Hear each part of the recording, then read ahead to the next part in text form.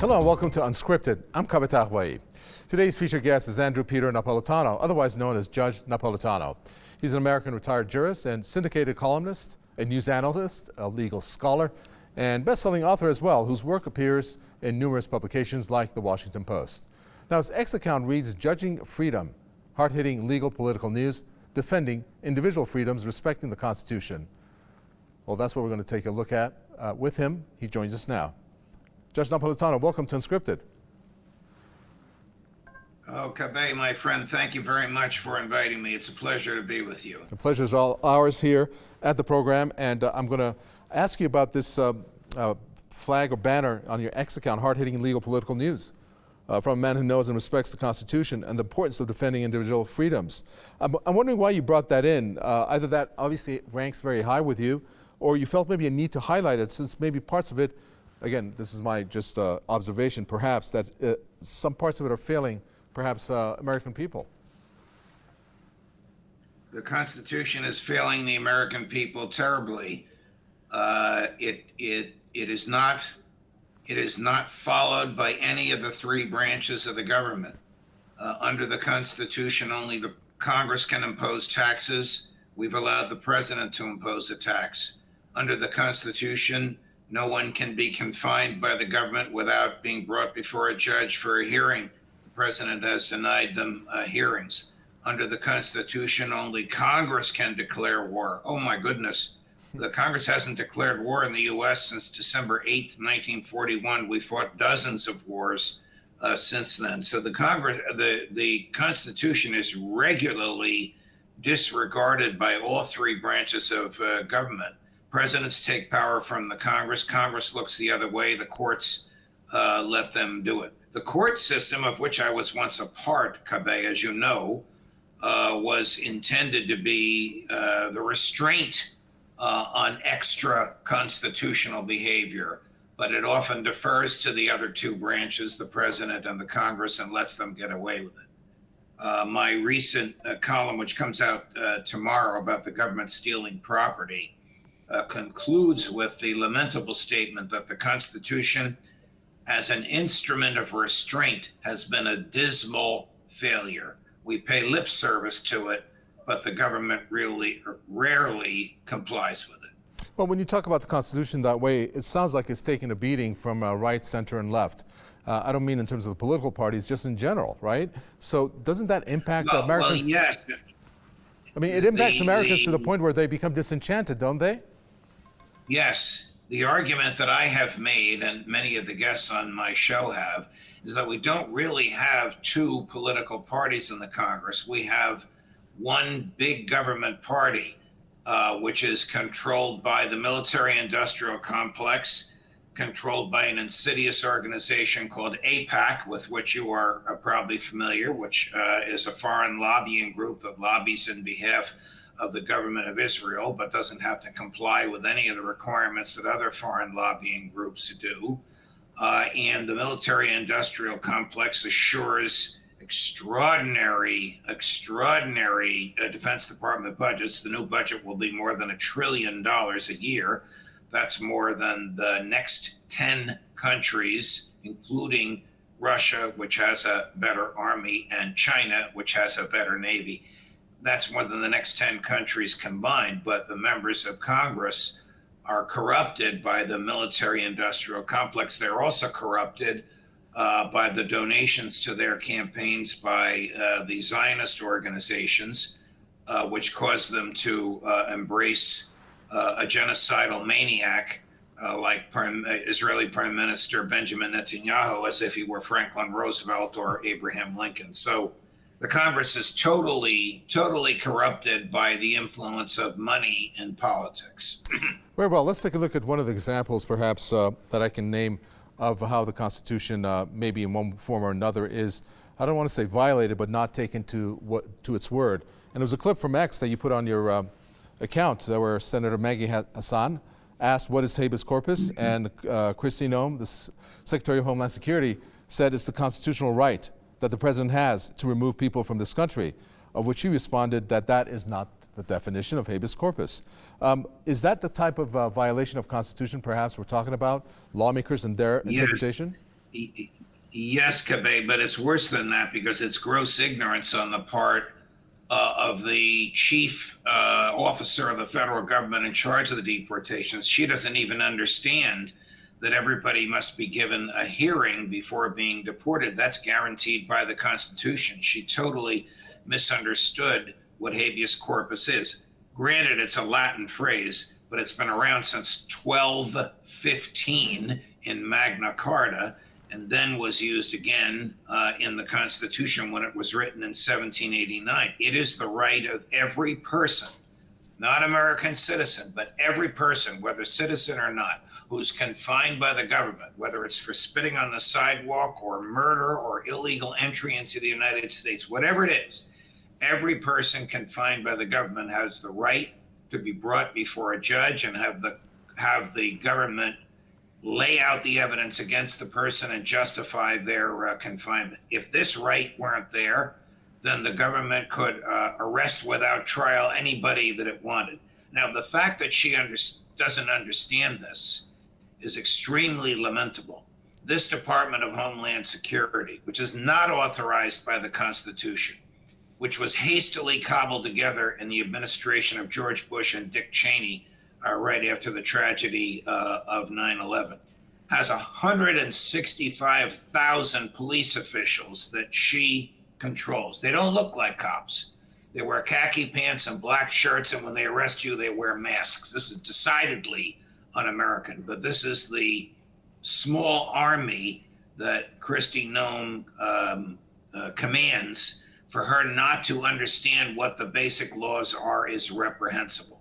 Make it even worse, she has about 500 lawyers who work for her, any one of whom could tell her what this means. Well, that sounds like she's put the tools in place, but I'm curious about the ones that you described in terms of the attire that they wear. Why do they wear that? I know that some of them have been out, for example, arresting some of the voices of pro-Palestinians, voices from students at different universities, and they've targeted them. Does that fit into this? I mean, is that part of the way that this administration wants to deport people from the U.S. Well, in addition to the immigrants? The short answer to your question is yes. The longer answer to your question is this non-police attire goes back to 2001. I don't know why they don't dress like police officers. Look, the FBI, which is also not authorized by the Constitution, they wear business suits they dress like you and I are now, so they don't dress like police either.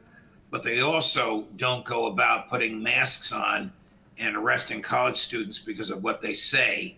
The Department of Homeland Security has been doing that. None of this is constitutional, and the fact that they wear khaki pants and black shirts and masks is just pours salt on the wound. It just makes it even worse. But nobody can answer the question about why they're attired this way. The president can't answer it, and the Secretary of Homeland Security can't answer it. It's sometimes a little creepy when you're walking down the street and you see a couple of dozen of them walking towards you. You say, well, what are they doing here? NYPD, New York Police Department, protects me. I know them when I see them. I know the cops in my neighborhood. I don't know these guys. What are they doing here? So you just sort of hold your breath and pass them.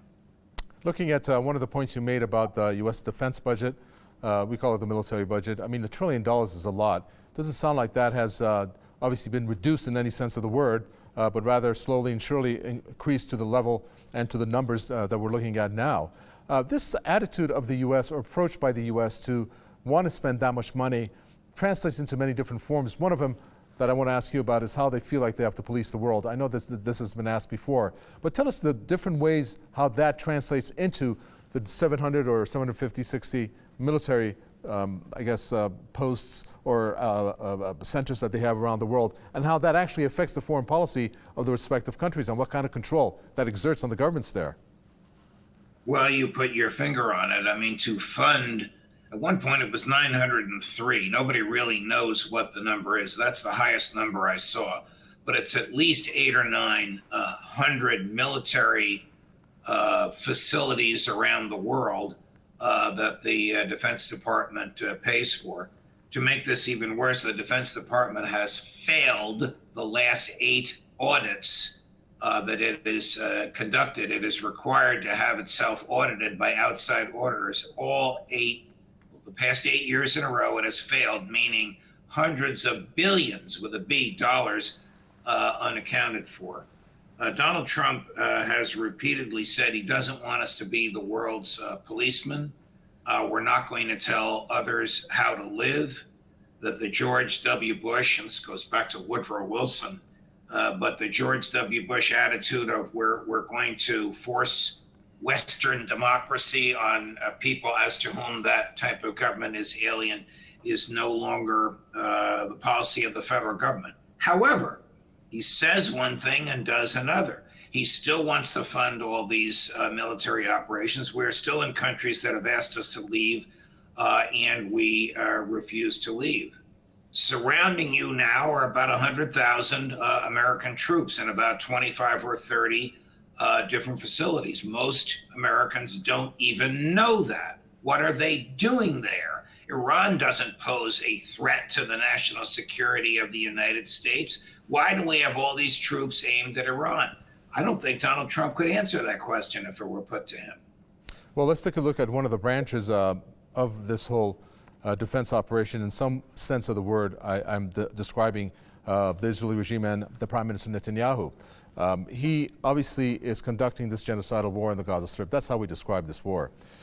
What do you think about what and how he is conducting this genocidal war? Because you've covered that in your program. I mean, really, it's right. Beyond words what's happening there. And let me ask you this, because I'd like to ask you what you asked in one of your programs. You said, do you think the Americans understand what is going on in the Gaza Strip? I mean, how attached or detached are Americans now, or are they more informed than before?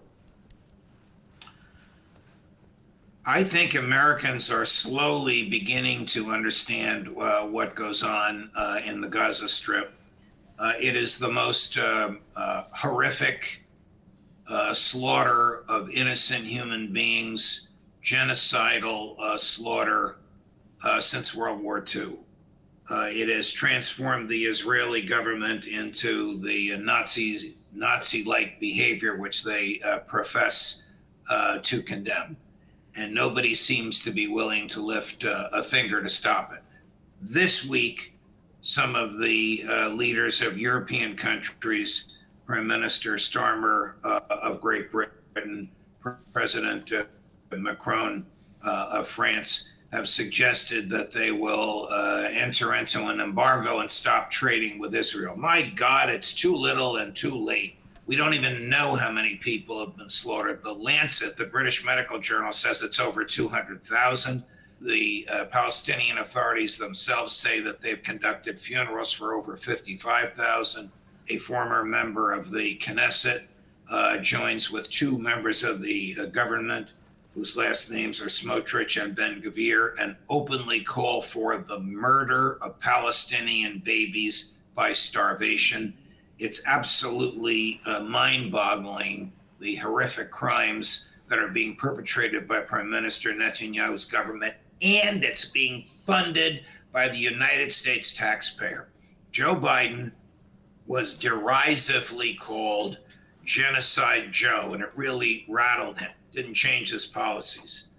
Donald Trump should have a similar moniker, a similar nickname, because the genocide is just as bad, if not worse now, than it was 6 months ago, and Trump continues to fund it. When the United States Congress authorizes military supplies, whether to Israel or to Ukraine, I think you probably know this, but so your viewers know it, it is subject to the discretion of the president. So even though all these billions have been authorized, he doesn't have to spend it. Stated differently, Donald Trump could stop the slaughter in Gaza in 24 hours with a phone call. He could also stop the war in Ukraine in about 2 weeks with a phone call. He has not made either of those calls. Rather, the American taxpayer continues to fund in Ukraine a dastardly losing war, in Gaza the most horrific genocide of the modern era. Okay, why do you think he hasn't made that call to Netanyahu to end the war, which we understand he actually has made some motions towards that. We're going to get about the situation in Ukraine in a second. But as you said, with a phone call, he could end this Gaza genocide. Why do you think he's not doing that? I think he is culturally and financially, not ideologically, he doesn't have an ideology. He is culturally and financially wedded to the donor class. This is AIPAC, American Israeli Political Action Committee. These are wealthy American Jews and non-Jews who are Zionists who contributed huge amounts of money. One famous one by Mrs. Adelson was a check for $100 million to Trump's campaign, and who contribute financially to the campaigns of about 3/4 to 4/5 of all sitting members of Congress. That train of cash is one that he does not want to disrupt. Now, having said that, there've been a lot of stories in the press lately about how he's sick and tired of Prime Minister Netanyahu. He believes that Netanyahu is humiliating him and playing him like a fiddle, which is an American insult. Right. But he doesn't seem to change his policies. He may dislike Netanyahu personally. I don't know if the man is likable or not. He's a horrible human being. But he doesn't seem to change the policies because of his deference to this donor class that has strategically distributed money. They don't march in the streets, Kabe. They don't take full-page ads in newspapers. They have person-to-person financial relationships with all the important people in the government. I'm not saying they're bribing these people. I'm saying they have contributed so heavily to these people's campaigns that the members of Congress want the gravy train to come in. They also fear antagonizing this group. Recently, this group sponsored Democratic candidates in primary elections and spent about $25 million on 2 elections. That's unheard of in a primary where you normally spend a fraction of that. But they were willing to spend that kind of money to rid the House of Representatives of 2 Democrats who had the temerity to stand on the floor of the House and criticize Israel. You're talking about the 2 as being part of the squad, perhaps, and the $100 million that AIPAC has set aside? One was named Jamal Bowman, and the other was named Cori Bush. In Bowman's case, he represented the poorest district in the United States of America in the South Bronx, and they managed to spend $13 million to defeat him. That's an extraordinary amount of money in a very small and poor area. In the case of Cori Bush, I believe Cori was from Missouri, and they spent about $10 or $12 million to defeat her. You know, it's really absurd. Not only does the Israeli regime want to prevent the press from seeing what's going on in Gaza. We only know what's going on because the Palestinian people use their mobile devices when there's an internet. They not only want to suppress the press from reporting what's going on, they want to suppress Americans from expressing their free speech. They want to stop members of Congress from criticizing the Israeli regime. And in the case of former Congressman Bowman and former Congresswoman Bush, they succeeded.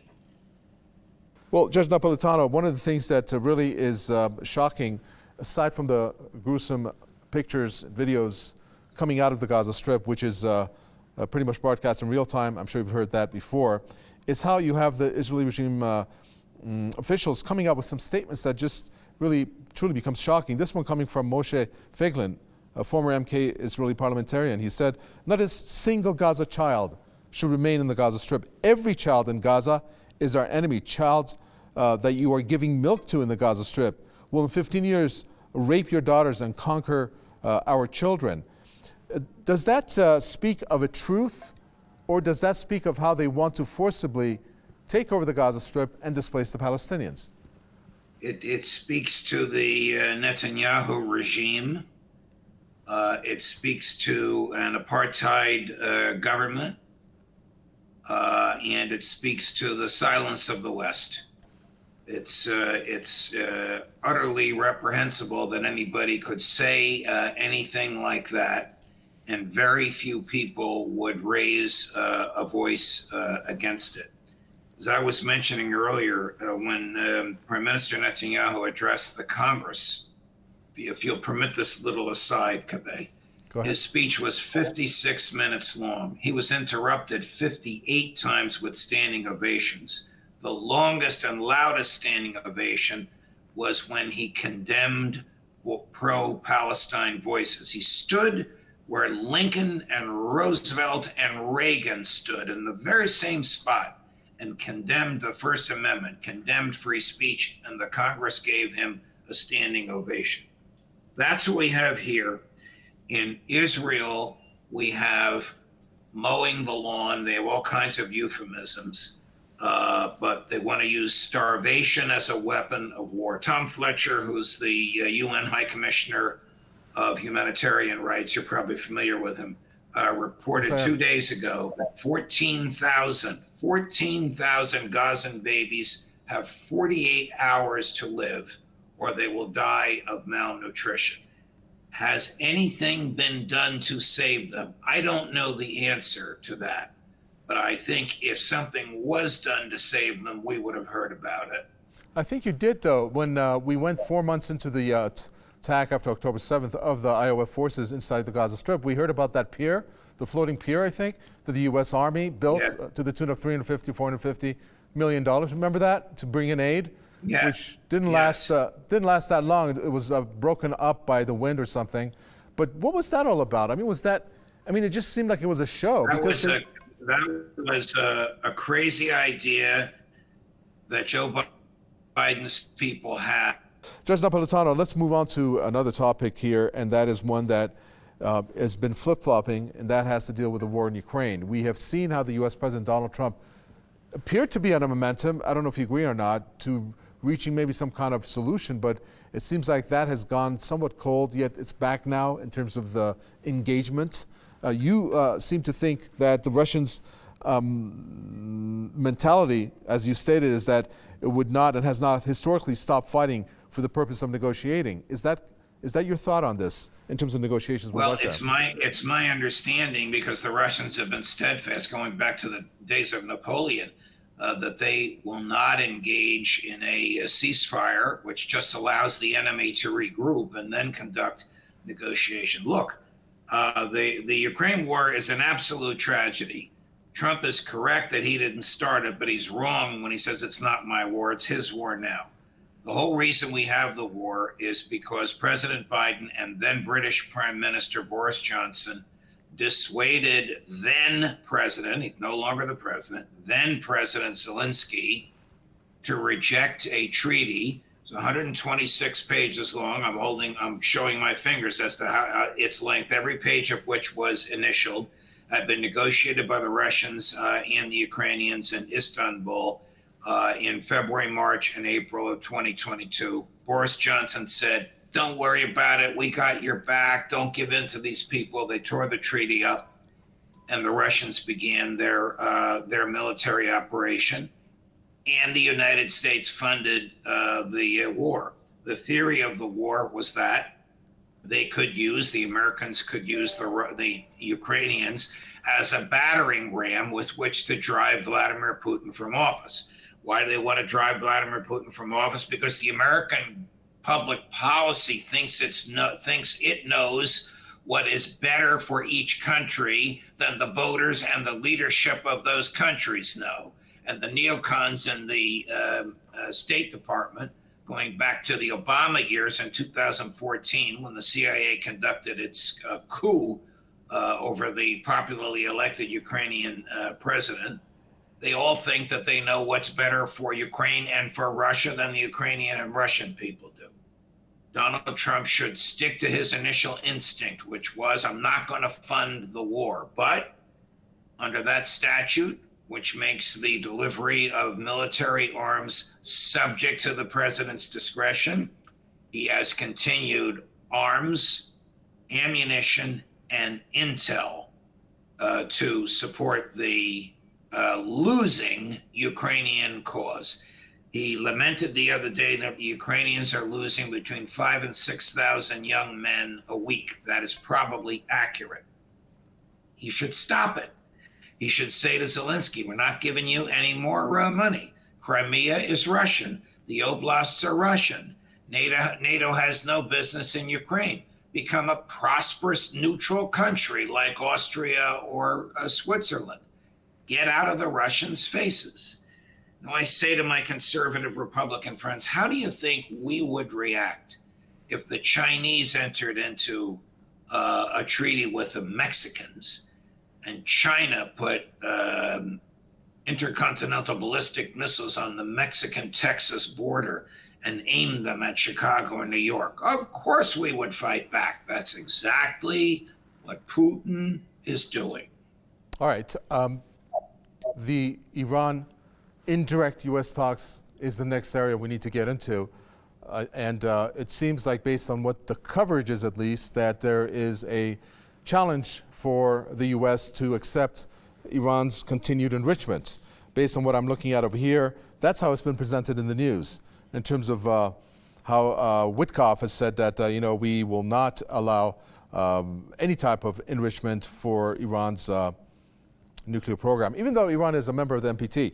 Give us your thoughts on what we are looking at right now. I mean, are we really supposed to believe that because of this, then you have the Israeli regime coming out and saying, yes, we're thinking of attacking Iran now since, these talks may be headed to a dead end? At least that's the type of impression that they're giving off right now. I don't know Mr. Witkoff. He is the de facto Secretary of State. I can't imagine how Marco Rubio feels, because Witkoff is doing all these high-level negotiations himself. At one point, he was in favor of, and that means Donald Trump was in favor of, allowing Iran nuclear enrichment for non-military purposes. However, he told an American talk show just 3 days ago on Sunday, Kabe, that the United States government is now taking the position that Iran should not have any nuclear enrichment whatsoever. You want my opinion?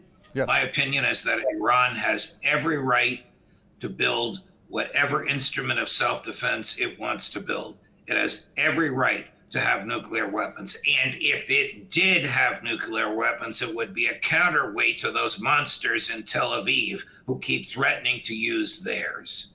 It would neutralize the Israelis, who don't even admit that they have one. You're not even allowed to say, if you work for the American government, that the Israelis have one. They have one because they stole the knowledge from American scientists. Nevertheless, it's another story for another time. Indeed. Iran should be able to have its own nuclear weapon, and that would keep the Netanyahu regime in its place. One of the pieces of news was that Iran suggested West Asia, we call West Asia, Middle East is how others reported, free of nuclear weapons, free of WMDs of any sort, and they did point towards the Israeli regime. But my last question here is, when you take a look at the talks themselves, before they began, one would imagine that some of these issues that there's such divergence on were probably thrown about somehow behind the curtains.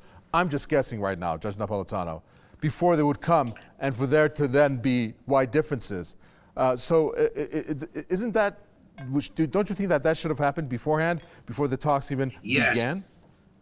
Yes, Kabe, I agree with you, but I think because the Biden administration took this bizarre view that it would not talk to Russia and it would not talk to Iran, that Mr. Witkoff has had to start from scratch, from square one. He has no staff because he operates on his own. At least Marco Rubio has the entire State Department of researchers and diplomats and historians to advise him. I think Mr. Witkoff lacks a full grasp of the Iranian mentality and the Iranian history and the jeopardy that Iran is in because of the Israeli possession of nuclear weapons. So he's pretty much starting from scratch.